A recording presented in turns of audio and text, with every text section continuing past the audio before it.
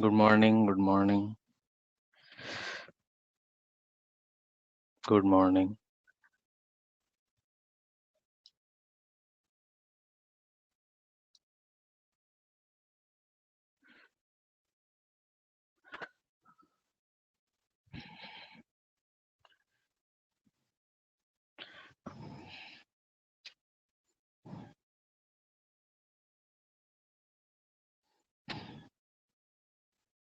थोड़ा सा लेट हो गया।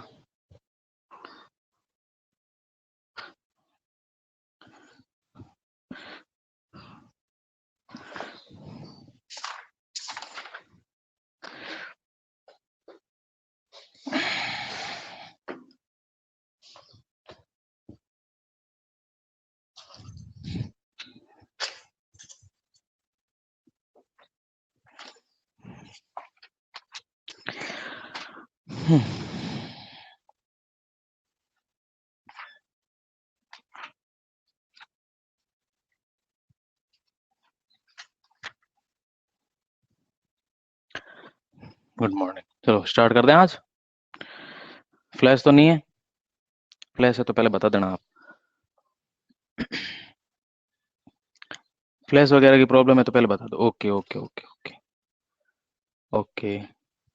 देखो, आज अपन स्टार्ट कर रहे हैं, थोड़ा सा नया टॉपिक है। जो आपने थोड़ा सा 11th में पढ़ा था उसका थोड़ा सा रिवाइज करेंगे यहाँ पे अपन। Equilibrium constant. इक्विलिब्रियम कांस्टेंट अच्छे से दिखाई दे रहा है?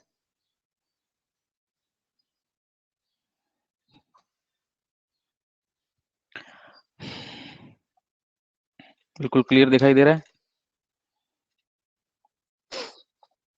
Very good.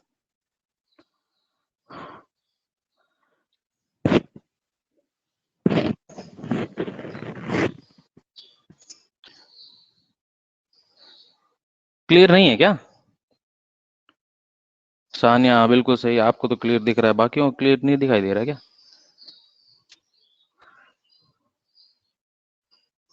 फ्लैश है क्या?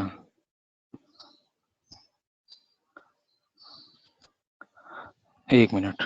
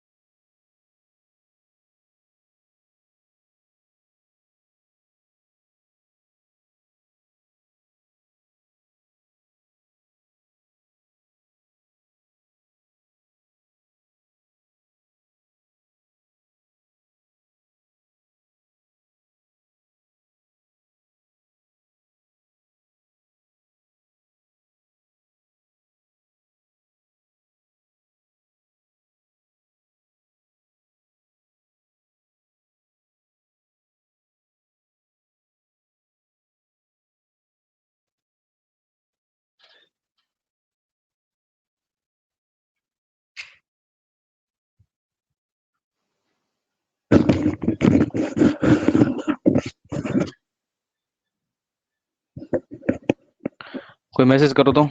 क्या क्लियर दिखाई दे रहा है? आवाज सुनाई दे रही है? सब कुछ क्लियर है, बोर्ड वगैरह? Okay okay okay.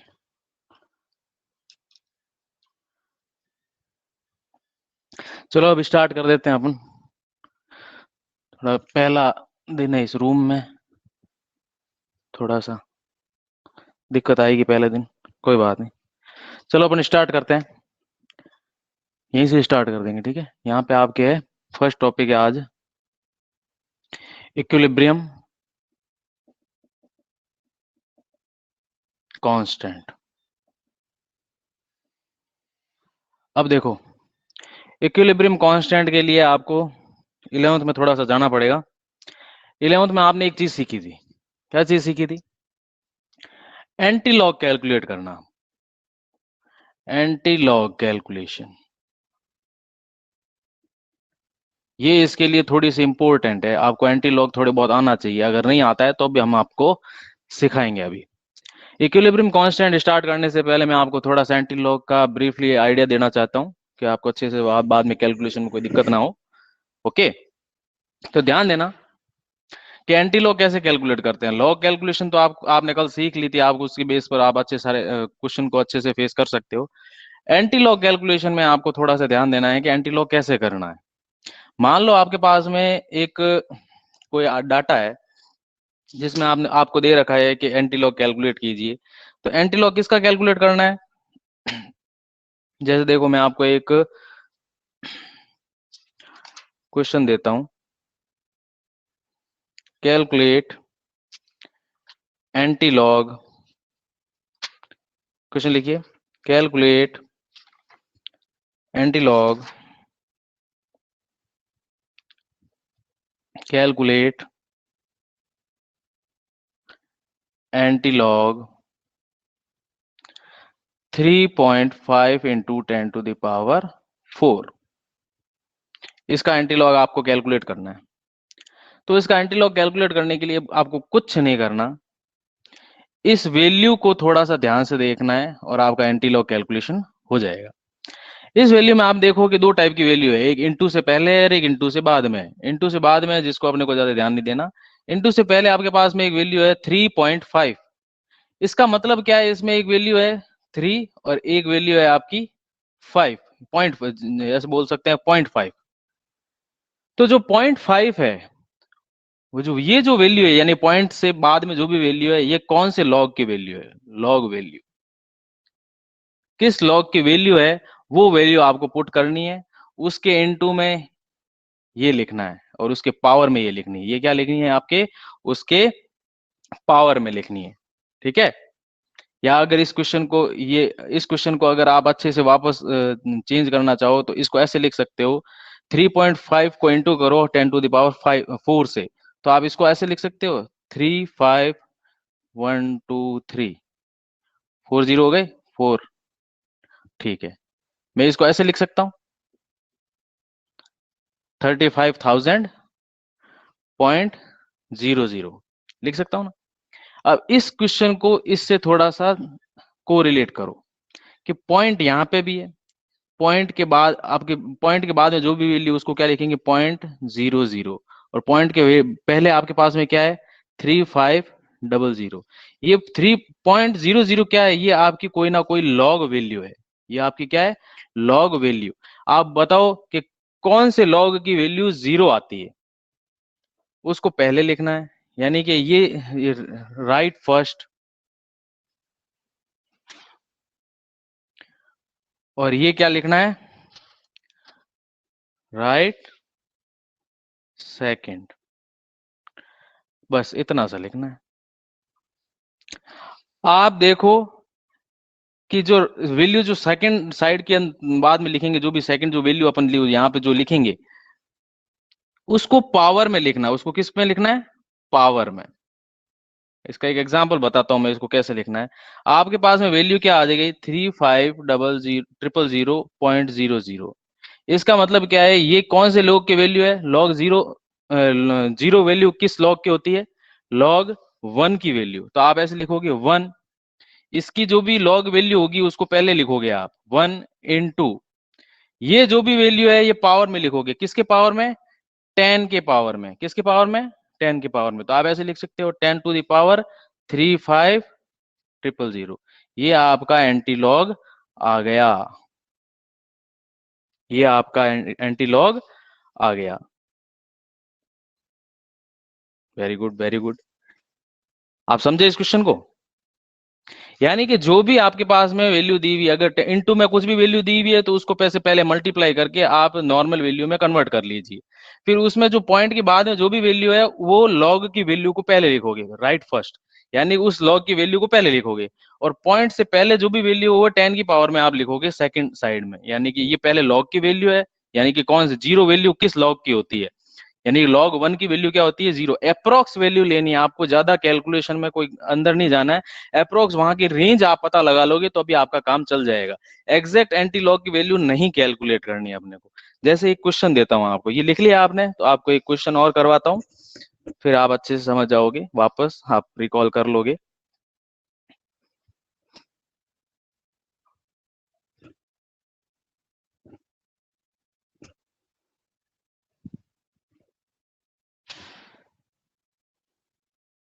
हटा दूं?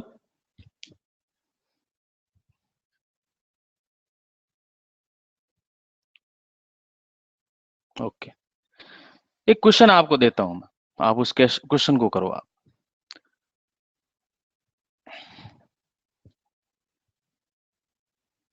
क्वेश्चन है आपके पास में, calculate antilog of 3.5 into 10 to the power -3। पहले तो इसको नॉर्मल वैल्यू में कन्वर्ट करो, 3.5 को 10 टू द पावर -3 से मल्टीप्लाई करो, तो आपको मालूम है कि पॉइंट आगे खिसक जाएगा, खिसक जाएगा कि नहीं? तो इसका आंसर आएगा 0.0035। ये आ गया? कोई दिक्कत यहाँ पे? कोई दिक्कत किसी को? ओके, अब देखो यहाँ पे दो वैल्यू वापस आ गई। पॉइंट से एक इस साइड में जो वैल्यू है उसका तो लॉग लेना है और इसको 10 की पावर में लिखना है। तो ये तो क्या हो गया, 10 की पावर में 0, और ये 0.0035 ये किसकी वैल्यू होती है? अप्रोक्स ऐसे मान लो कि 0.0 की वैल्यू ही है ये, 0.0 लॉग 0.0 जो वैल्यू है ये कौन से लॉग की वैल्यू, लॉग 1 पॉइंट समथिंग कुछ मान सकते हो आप। यानी कि ऐसे मान सकते हो जीरो वैल्यू कौन से लॉग की होती है, कि जीरो लॉग की वैल्यू, जीरो जो वैल्यू होती है वो लॉग 1 की वैल्यू होती है। यहाँ पे कुछ ना कुछ वैल्यू आई तो आप ऐसे लिख सकते हो, 1.002 किसी की वैल्यू हुई होगी, या 1.02 कोई लॉग की वैल्यू होगी।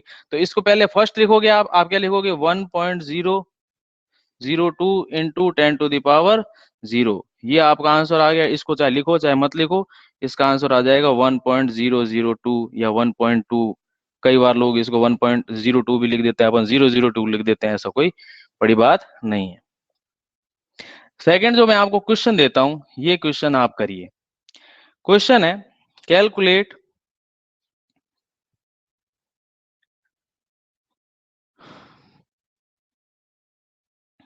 कैलकुलेट एंटी लॉग 3.60 3.60 का एंटी लॉग कैलकुलेट कीजिए।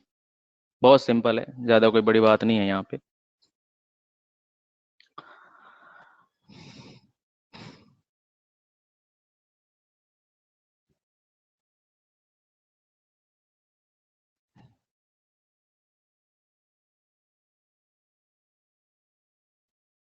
कैलकुलेट कीजिए अच्छे से।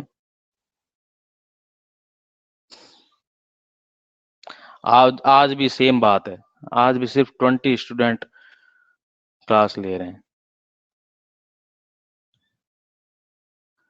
बोलो अपने फ्रेंड्स को, सबको बोलो, ऐसे तो फिर कैसे चलेगा बात।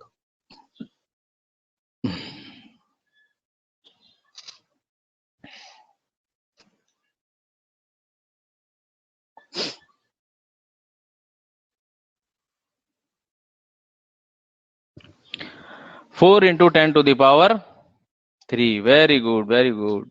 वही सेम बात कि 0.60, यानी कि आपको थोड़ा थोड़ा याद आ रहा है, 0.60 या ऐसे बोल सकते हो 0.6020 कोई एक लॉग की वैल्यू होती थी, याद है?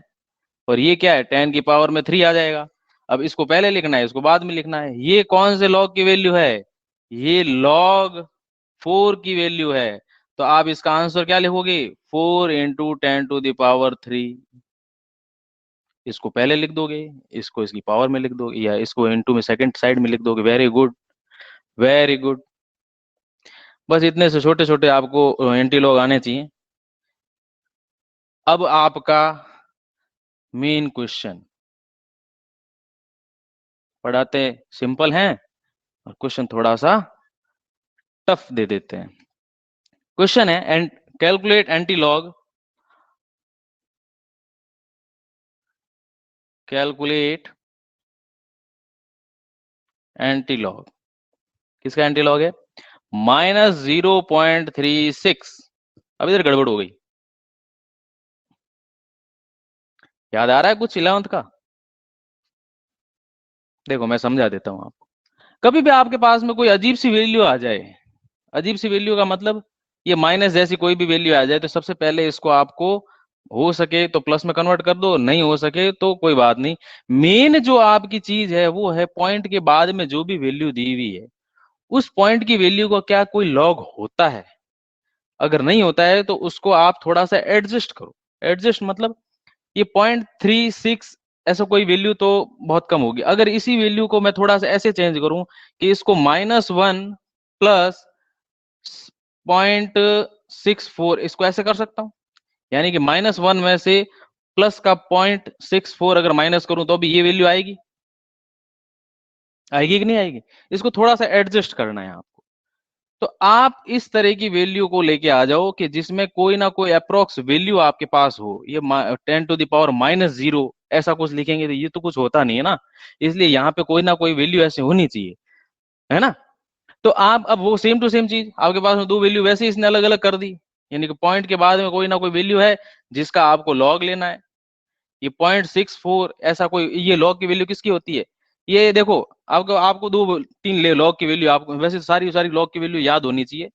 log 4 और log 5 की वैल्यू क्या होती है? log 4 की तो अभी अपने निकाली थी 0.6020, और log 5 की वैल्यू क्या होती है?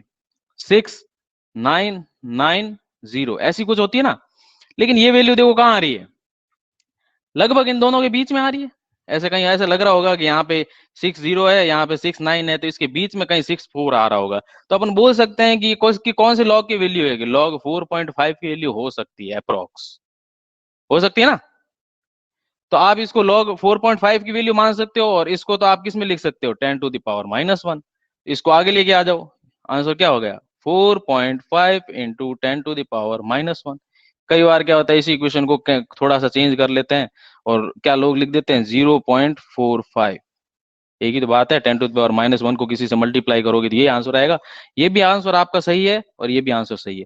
थोड़ा सा आपको दिमाग लगाना है कि वो वैल्यू कहाँ पे आपके जो रह सकती है, ठीक है ना। 4 और 5 के बीच में अप्रोक्स, अगर ऐसा कुछ लग रहा हो कि 4 के थोड़ा पास में, तो आप 4.5 नहीं लिख के 4.3 लिख दो, 4.2 लिख दो। एग्जैक्ट वैल्यू की तरफ आप ज्यादा, आपको मैथ की तरह आपको नहीं करना, दिमाग नहीं लगाना है। आप थोड़ा सही बता रहे थे, लेकिन यहाँ पे देखो एग्जैक्ट 4 की वैल्यू नहीं है ये देखो 0.64 ऐसा कुछ लग रहा है ना, यानी 4 से तो कुछ ज्यादा है और 5 से कम है। तो अपन बोल सकते हैं कि यार लगभग बीच में है ये वैल्यू, तो अपन log 4.5 बोल सकते हैं, है ना। कोई प्रॉब्लम यहां तक किसी को?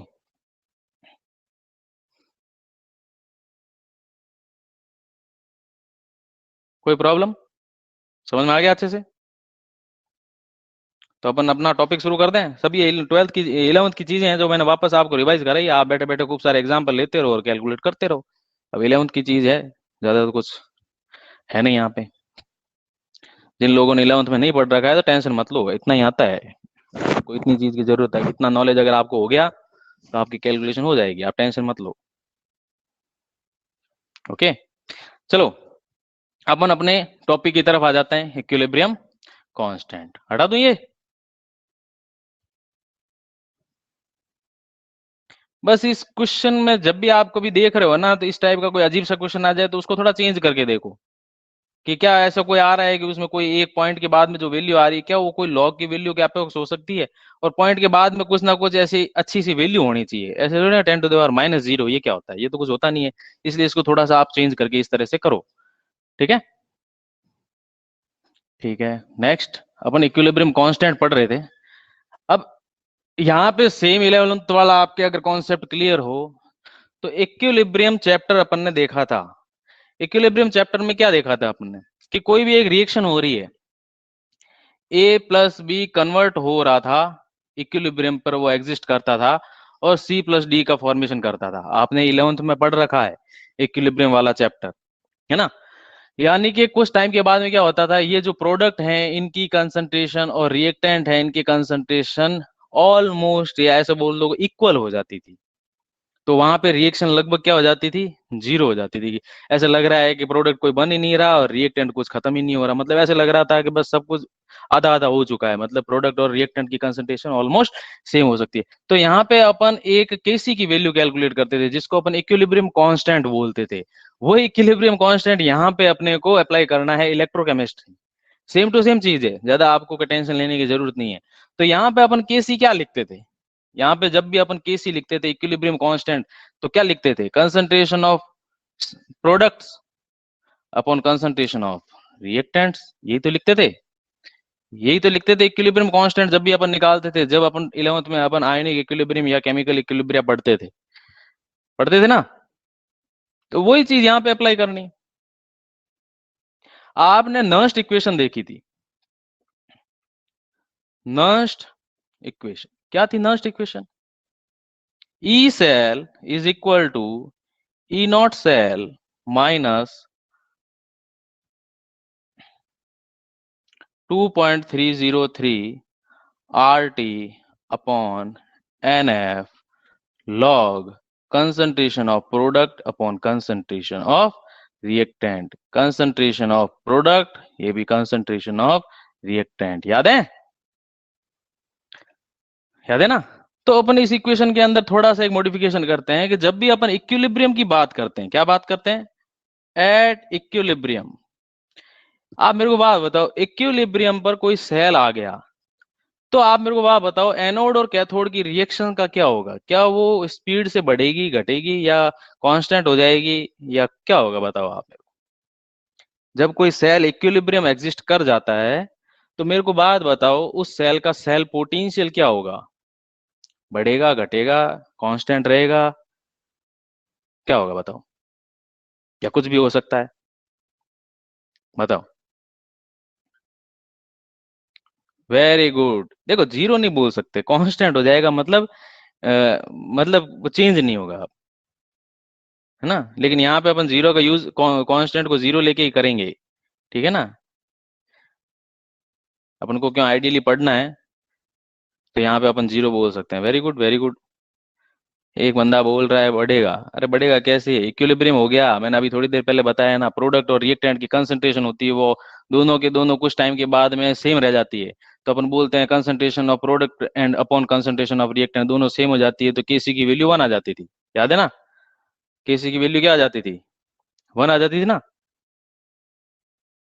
हाँ कांस्टेंट रह जाएगा। लेकिन यहाँ पे अपन इस वर्ड को जीरो में कन्वर्ट करेंगे कि अपन यहाँ पे जो ई सेल ले रहे हैं at equilibrium, E cell is equal to zero. इस चीज को समझे, स्टैंडर्ड ई सेल तो कोई ना कोई वैल्यू फिक्स होती है, लेकिन चेंज तो ये होती है ना।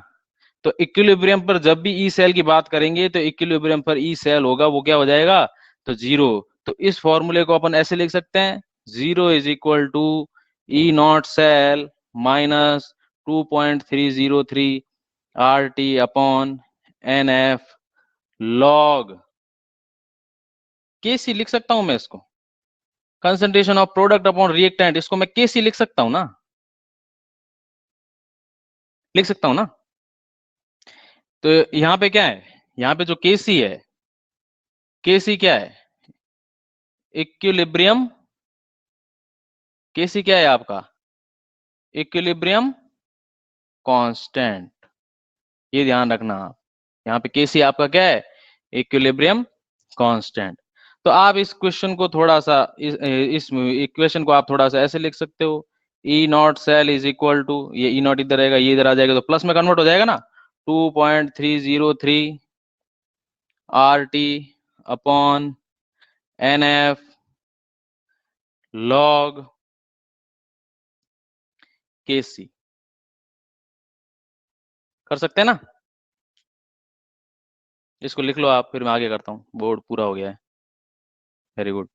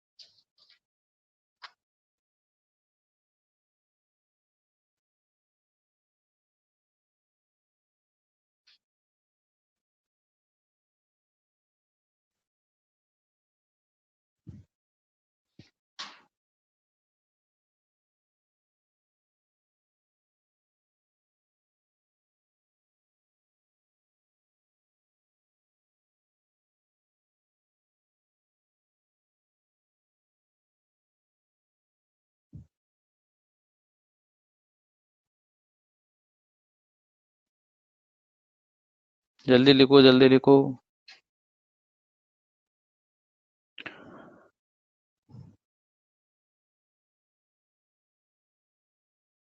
ओके, अब थोड़ा सा आगे करते हैं अपन।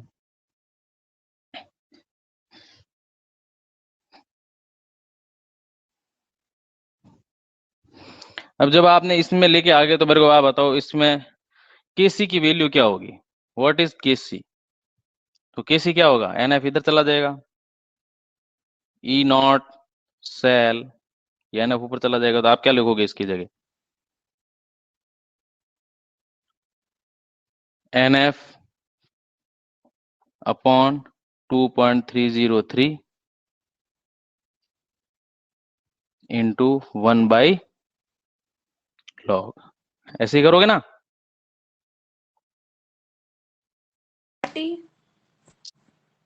है 2.303 RT था ना, वो लिखा ही नहीं। हाँ, अरे भूल गया, ये ले इंटू भी ले लो यहाँ पे। ओके, यहाँ पे ये 1/log क्या है? ये log का उल्टा ही तो है। ये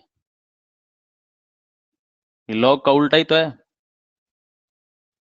इसी को तो एंटी लॉग बोलते हैं,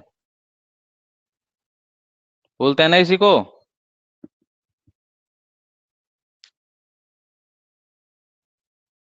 कोई प्रॉब्लम?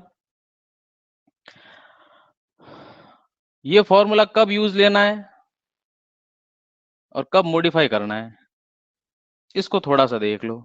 डायरेक्ट आपको थोड़ी सी एक वैल्यू बता देता हूं, कभी आपके ध्यान में रहे। तो आप ऐसा बोल सकते हो, at temperature is equal to 298 kelvin. अपन स्टैंडर्ड वैल्यू की बात करते हैं, तो आपको मालूम है ये जो है ना वैल्यू, इसको क्या करते थे अपन? याद है? K C is equal to E not cell into n by 0.0591 into anti log. कर सकते हैं इसको? Very good. लक्षिता, नो मतलब समझ में नहीं आया या कोई दूसरा नो है? क्या है ये? है नो प्रॉब्लम, हाँ कोई बात नहीं।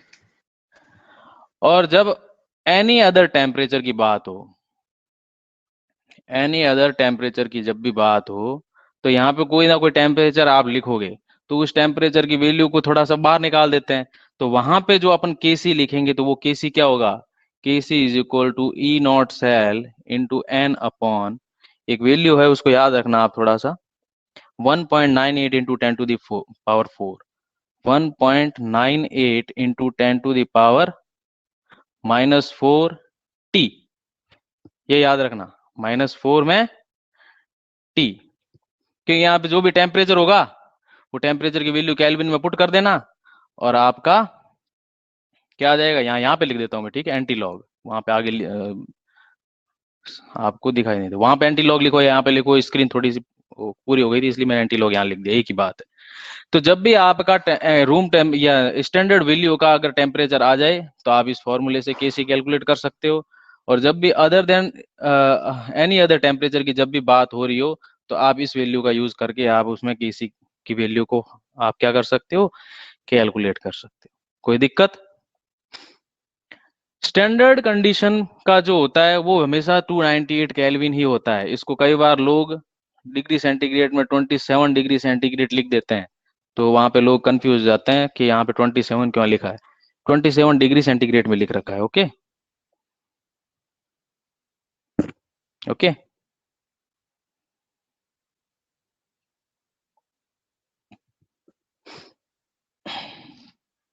एक क्वेश्चन दूं आपको?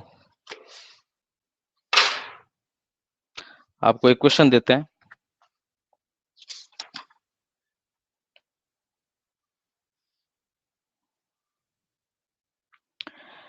Calculate equilibrium constant for the reaction. आपकी बुक का ही क्वेश्चन है, ये हटा दूं मैं? पहले ये हटा देता हूं। एक क्वेश्चन कर लेते हैं।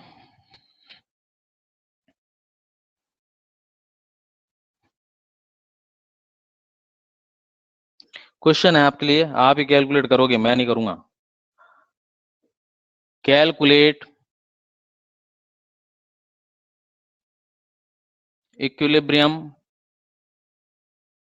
Constant of a reaction.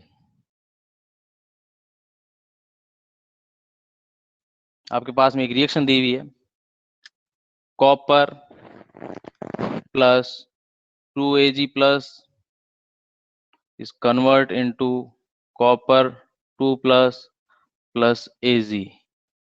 ठीक है, इसके लिए स्टैंडर्ड सेल पोटेंशियल आपको दिया हुआ है 0.46 वोल्ट। 0.46 वोल्ट। और अगर आपको कोई टेम्परेचर नहीं दे रखा है तो इसका मतलब आपको स्टैंडर्ड टेम्परेचर ही मानना है। आप इसका आंसर निकालो। 2 मिनट का टाइम है आपके पास में। आप यहाँ पे इक्विलिब्रियम कांस्टेंट के सी कैलकुलेट करो।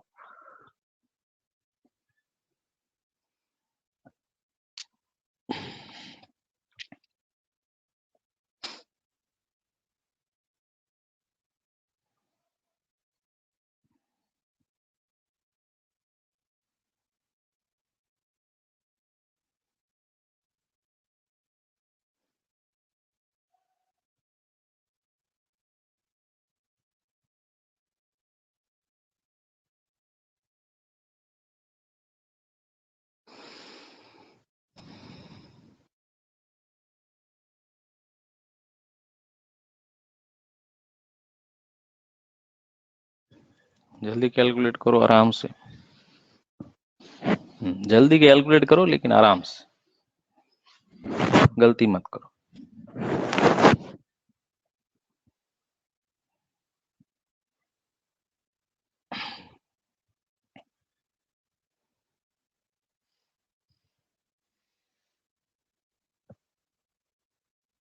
सानिया, सच सच बताना, आपके पास बुक है क्या?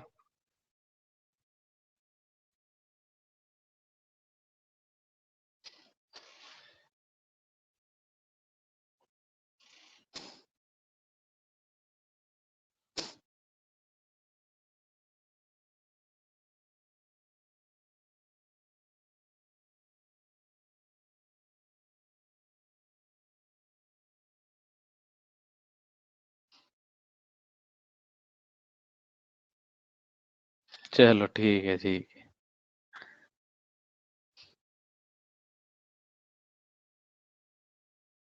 Okay okay okay, very good. चलो, तो सबसे पहले आपके पास में तो केसी कैलकुलेट करने के लिए आपके पास में क्या होना चाहिए? फॉर्मूला होना चाहिए। E cell is equal to, देखो E E E not cell का यूज कर रहे हैं। ई सेल तो इक्विलिब्रियम पे 0 हो जाता है, तो अपन सीधा ही क्या बोल सकते हैं यहाँ पे, E cell is equal to, क्या फॉर्मूला था? n बाई, बोलो, 0.0591। ई सेल मल्टीप्लाई है ना, ई नॉट सेल मतलब। पूरा इक्वल्स फॉर्मूला टू लिखूं क्या? थोड़ी। नहीं अरे पूरा सर, फॉर्मूला के लिखूं? C equal to E not cell into था ना। चलो वापस पूरा लिख देते हैं आपको। अपने यहाँ पे ई सेल लिखते हैं, ठीक है। E cell is equal to E not cell minus 0.0591 upon N log K C, ऐसे ही लिखते हैं। धीमे धीमे समझ में आ जाएगा। इसको तो अपन मान लेते हैं क्या, इक्विलिब्रियम पर जीरो। तो आप क्या लिखते हो यहाँ पे, E not cell is equal to, ये इधर आ जाएगा तो क्या हो जाएगा, 0.0591 अपॉन, क्या हो जाएगा, उल्टा लिख दिया क्या? सही तो लिखा है।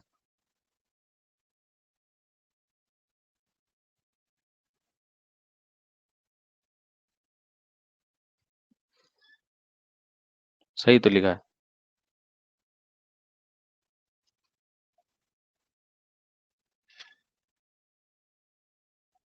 इसमें क्या दिक्कत है, सही तो लिखा है।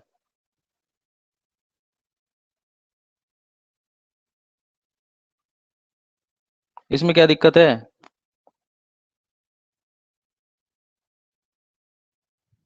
सही तो लिख रहा हूँ, इसमें क्या है? आप कह रहे हो गलत लिख रहे हो। E not cell is equal to क्या हो जाएगा, ये प्लस में चला जाएगा, 0.0591 अपॉन एन लॉग के सी। इससे अपन लॉग के सी निकालें तो क्या आ जाएगा, लॉग के सी, एक और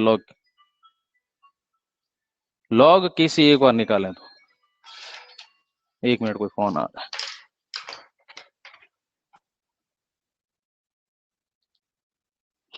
लॉग अगर के सी कैलकुलेट करोगे तो क्या आ जाएगा यहाँ पे, E not cell into N by 0.0591। ये वैल्यूज तो सारी आपके पास हैं। ई नॉट सेल क्या है आपका, 0.46 वोल्ट है, into N number of electron transfer. इस रिएक्शन में जब गौर से देखोगे तो कितने आ जाएंगे, टू। क्योंकि देखो दो इलेक्ट्रॉन ट्रांसफर हो रही है, ये दो इलेक्ट्रॉन गेन कर लो लूज कर रहा है, तो ये दो इलेक्ट्रॉन, एक एजी प्लस एक इलेक्ट्रॉन गेन करता है, तो दो कितने करते हैं, दो। यानी कि दो इलेक्ट्रॉनों का यहाँ पे क्या हो रहा है, क्या हो रहा है, एक्सचेंज हो रहा है, इनटू, बस इतना ही है। जब इसकी वैल्यू कैलकुलेट करोगे तो ये वैल्यू किसकी आएगी, लॉग केसी की वैल्यू आएगी। ये किसकी वैल्यू आएगी, लॉग केसी की। तो इसको जब कैलकुलेट करोगे तो क्या आएगा, मैं देखो डायरेक्ट ही बता रहा हूँ, इसको जब कैलकुलेट करते हैं तो आता है 15.6। 15.6 ये वैल्यू किसकी है, लॉग केसी की है। अपने को कैलकुलेट क्या करना है, केसी। तो केसी इज इक्वल टू क्या हो जाएगा, 15.6 अपॉन लॉग, ये क्या है, एंटी लॉग ही तो है। ये क्या है, एंटी लॉग ही नहीं है। समझ रहे हो ना आप इसको। अब जो भी यहाँ पे 15.6 आया है उसका एंटी लॉग ले लो, यहाँ पे कर दूं, एंटी लॉग किसका है, 15.6 का। अब बताओ, 0.6 है, ये क्या है, लॉग कितना है, अप्रोक्स लॉग कितना है, 60 लगभग। ऐसे बोल सकते हैं कि 4 के आसपास है। कितना आ रहा है आपका, अपन सीधा ही 4 ही लिख देते हैं, 6020 ऐसा कुछ होगा, अपन 4 लिख देते हैं। वैसे 4 से थोड़ी सी वैल्यू कम होगी। और ये जो भी वैल्यू आपकी 10 टू द पावर 15 है, तो आप पहले लिख दोगे इसको 4 × 10 to the power 15 approx value. आप यहाँ पे अप्रोक्स का साइन ऐसे बना दिया करो कि अप्रोक्स 4 है। वैसे आंसर आपका इसका एग्जैक्ट जो आंसर आ रहा है वो कितना आ रहा है, 3.92 × 10 टू द पावर 15। ये भी अप्रोक्स ही है, ये 4 भी तो क्या है आपका, अप्रोक्स ही तो है। दिख नहीं रहा,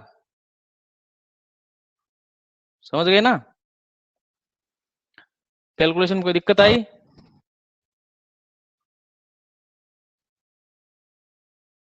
यहाँ पे आप थोड़ा कंफ्यूज हो रहे होंगे केसी डायरेक्ट कैसे निकालें। डायरेक्ट भी निकाल सकते हो आप, यहाँ पे log 1 बाई log कर दोगे तो भी वो वैल्यू सेम टू सेम ही आएगी, उसमें कोई दिक्कत है नहीं। ओके, कोई दिक्कत। वैसे तो अब 10 मिनट ही रहे हैं। ओके, आप एनसीईआरटी की जो बुक है उसको डाउनलोड कर लो, आपके पास सबके पास इंटरनेट है। उसमें छोटे छोटे जो भी क्वेश्चन है, टेक्स्ट इन टेक्स्ट के जो भी क्वेश्चन है जो मैंने पढ़ा है वो आप ट्राई करने की कोशिश करो। कल अपन जो गिब्स फ्री एनर्जी वाला रिलेशन है वो देख लेंगे। ज्यादा तेज तो नहीं पढ़ा रहा ना, इजी वे में आप अच्छे से समझ जाओ।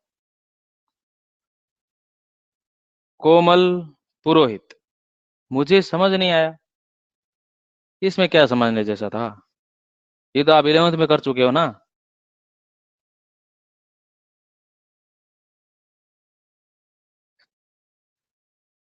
आज के क्लास में पहली बार ही आए हो ना? आज आपको तो मैंने आज अब ऐड किया था।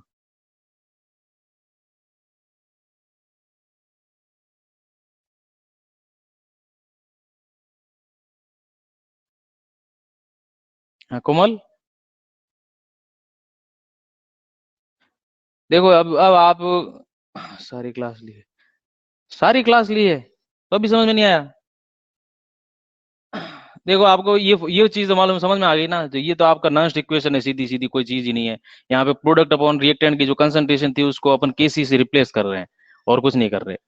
जब यहाँ पे अपन इसकी वैल्यू इक्विलिब्रियम कांस्टेंट पर ई सेल क्या होता है, जीरो होता है, तो अपन इसको जीरो मान लेते हैं, तो ई सेल क्या हो जाएगा, ये वैल्यू इधर आ जाएगी तो प्लस में हो जाएगी, है ना, आ जाएगी ना।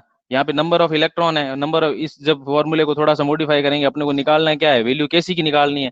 तो लॉग केसी को बाहर ले लेते हैं, लॉग केसी बाहर लेंगे तो क्या होगा, E not cell into N upon में क्या हो जाएगा 0.0591। ई नॉट सेल की वैल्यू आपको क्वेश्चन में दे रखी है, गिवन है 0.46 volt into number of electron transfer in reaction. ठीक है ना, एन की वैल्यू क्या है 2 आ रही है। देखो यहाँ पे जब इस रिएक्शन को देखोगे तो आपको मालूम पड़ जाएगा कि दो इलेक्ट्रॉन का ट्रांसफर हो रहा है, एक कॉपर है वो दो इलेक्ट्रॉन लॉस करके कॉपर 2+ में कन्वर्ट हो रहा है, तो उन दोनों इलेक्ट्रॉनों को एजी प्लस गेन कर रहे हैं। सिंगल एजी प्लस होता है वो एक इलेक्ट्रॉन गेन करता है, और दो हो गए तो वो दोनों के दोनों एक एक इलेक्ट्रॉन गेन करेंगे। इसका मतलब इस रिएक्शन को देखने से मालूम पड़ता है कि इसके अंदर एन की वैल्यू 2 आएगी। और जब इस वैल्यू को कैलकुलेट करेंगे तो आपके पास में लॉग केसी की वैल्यू आ जाएगी। लॉग केसी की वैल्यू आपके आई 15.6। अपने को लॉग केसी की वैल्यू का कैलकुलेट नहीं करनी, हमें सिर्फ केसी चाहिए। तो केसी कैलकुलेट करने के लिए क्या करेंगे, लॉग नीचे लेके आ जाएंगे। तो रेसिप्रोकल में जो भी लॉग है इसको ऐसे बोल सकते हैं 1/log, या कोई भी वैल्यू अपॉन लॉग। तो अगर रेसिप्रोकल में लॉग होता है तो उसी को तो अपन एंटी लॉग बोलते हैं। एंटी लॉग क्या होता है, लॉग का उल्टा, है ना। तो जब भी अपन इसको एंटी लॉग बोलेंगे तो एंटी लॉग कैलकुलेट करेंगे किसका, 15.6 का।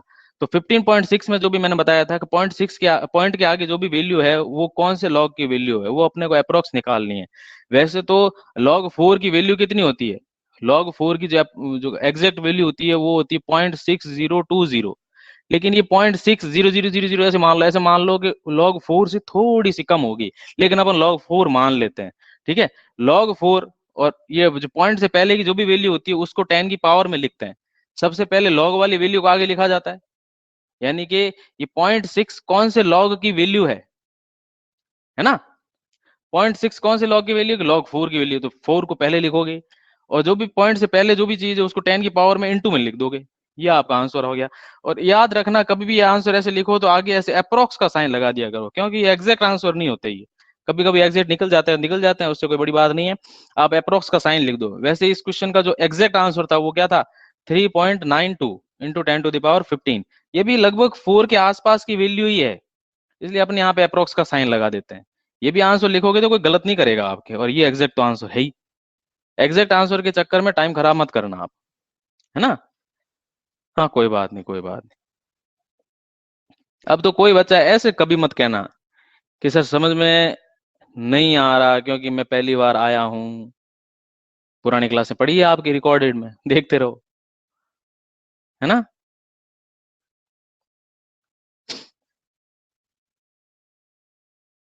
कोई प्रॉब्लम? देखो एक बच्चा तो ऐसा है जो सिर्फ चैट में ही ध्यान रख रहा है, बस बस बैठे बैठे चैट बॉक्स में मैसेज करते रहो। ऐसे नहीं करना है बेटा।